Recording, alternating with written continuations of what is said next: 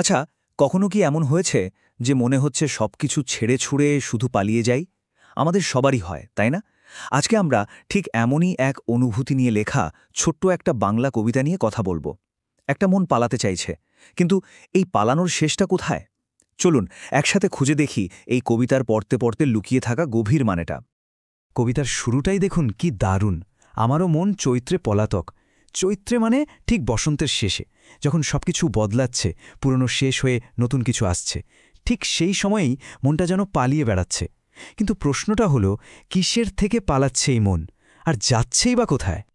তো এই যে মনটা উড়ান দিল, চলুন দেখি এর যাত্রাপথটা কেমন। কবিতার প্রথম অংশে আমরা দেখব এই পালানোর এক জীবন্ত ছবি। মনটা প্রথমে কোথায় গিয়ে থামল? পলাশে আর আমের ডালে। ভাবুন তো একবার, পলাশের সেই আগুন রাঙা রং আর আমের মুকুলে ভরা ডাল, মন যেন ঠিক এখানেই প্রথম শান্তির ছোঁয়াটা পেল। কিন্তু মন তো এক জায়গায় থেমে থাকার নয়, সে ছুটে চলল সবুজ মাঠের দিকে। আর সেখানে কি দেখল? এক মাঝবয়সী লাল। এটা শুধু অস্তগামী সূর্যের আলো নয়, এর মানেটা আরও গভীর। যেন সবুজ প্রাণের সাথে মিশে আছে জীবনের অভিজ্ঞতা, এক পরিণত বয়সের ছাপ। কি দারুণ একটা ভাবনা, তাই না? আর ঠিক এই প্রকৃতির বুকে কিছুক্ষণের জন্য হলেও মনটা যেন একটু জিরিয়ে নেয়, মুক্তির এক পরম শান্তিতে। এটা কিন্তু চিরস্থায়ী কিছু নয়, বরং এক মুহূর্তের জন্য পাওয়া অমূল্য এক স্বস্তি। আচ্ছা, এই যে ক্ষণিকের মুক্তি, এটাই কি সব? না, এরপরে আসছে কবিতার অন্যতম শক্তিশালী একটা ভাবনা।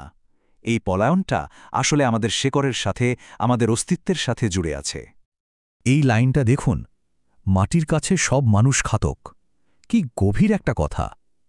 মানে হলো, আমরা যে এই আশ্রয়টুকু পাচ্ছি, এই যে একটু শান্তি পাচ্ছি, বা এই যে বেঁচে আছি, এই সব কিছুর জন্যই তো আমরা এই মাটির কাছে ঋণী। আমাদের পালানোর জায়গাটাও তো এই মাটি। কবিতার মেজাজটা এবার একটু বদলাচ্ছে।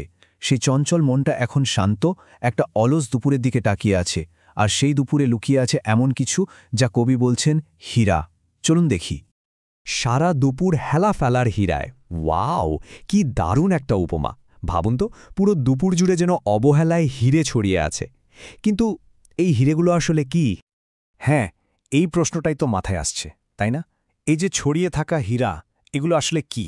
কবি ঠিক কিসের কথা বলতে চাইছেন? কি হতে পারে এই হিরে? আচ্ছা, ভাবা যাক, হয়তো গাছের পাতার ওপর পড়া সূর্যের আলোর ঝিকিমিকি, কিংবা ঘাসের ডগায় জমে থাকা ভোরের শিশির। আসলে কবি হয়তো আমাদের চারপাশের সেই সব সাধারণ, সাদামাটা সৌন্দর্যের কথাই বলছেন, যেগুলো আমরা প্রায় চোখেই দেখি না। আমাদের রোজকার জীবনের এই ছোট ছোট মুহূর্তগুলোই তো এক একটা হীরের মতো দামি।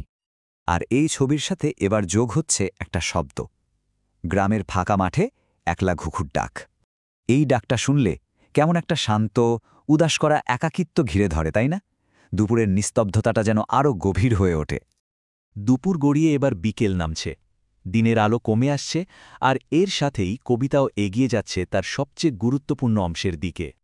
বিকেলটা যেন এবার নিজেকে সন্ধ্যার রঙে সাজিয়ে নিচ্ছে।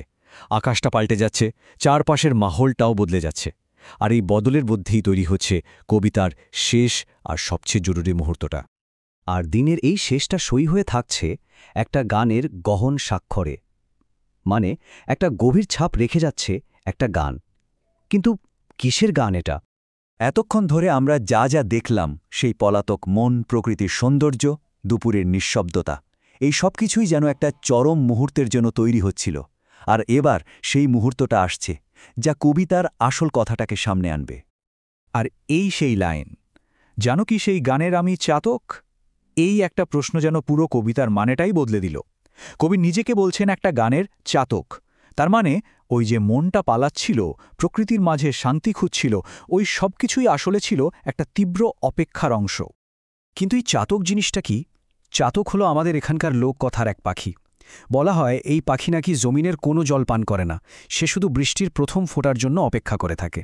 তাই চাতক পাখি মানেই হলো একনিষ্ঠ তীব্র একটা অপেক্ষার প্রতীক। এবার দেখুন মিলটা কোথায়। চাতক পাখি যেমন শুধু বৃষ্টির বিশুদ্ধ জলের জন্য অপেক্ষা করে, ঠিক তেমনি কবিও অপেক্ষা করছেন একটা বিশেষ গানের জন্য। এটা কোনো সাধারণ চাওয়া পাওয়া নয়, এটা হলো আত্মার তৃষ্ণা। এমন কিছুর জন্য অপেক্ষা যা ছাড়া জীবনটাই যেন অসম্পূর্ণ। কবিতাটা এখানেই শেষ, কিন্তু আমাদের সবার জন্য একটা বড় প্রশ্ন রেখে গেল, কি সেই গান যার জন্য কবি চাতকের মতো অপেক্ষায়? সেটা কি ভালোবাসা, শান্তি, নাকি জীবনের কোনো গভীর অর্থ খুঁজে পাওয়া? একটু ভাবলে হয়তো দেখা যাবে আমাদের সবার জীবনেই এমন কোনো না কোনো গান আছে যার জন্য আমরা সবাই আসলে এক একজন চাতক হয়ে অপেক্ষা করে চলেছি।